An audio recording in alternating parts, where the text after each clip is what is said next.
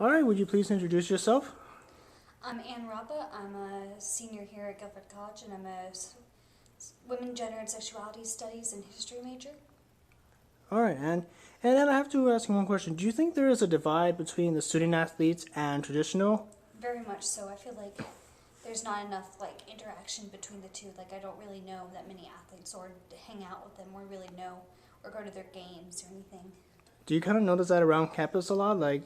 Specify certain locations. I think that especially in the cafeteria, they tend to group together and hang out with each other versus the regular student body. But All I right. think that's the same for any group too. Do you think there's a divide between the CC students and also the traditional? Oh yes. For instance, as an RA, I noticed that the CC students aren't really aware of the smoking policy, and it's difficult for us to enforce that with them because of their unawareness. And according to a friend, they don't really have a judicial process composed of their people from their department, or within the CC department.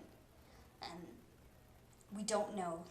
We only interact with the CC students if we have them in class, and even then, outside of class, we never see them.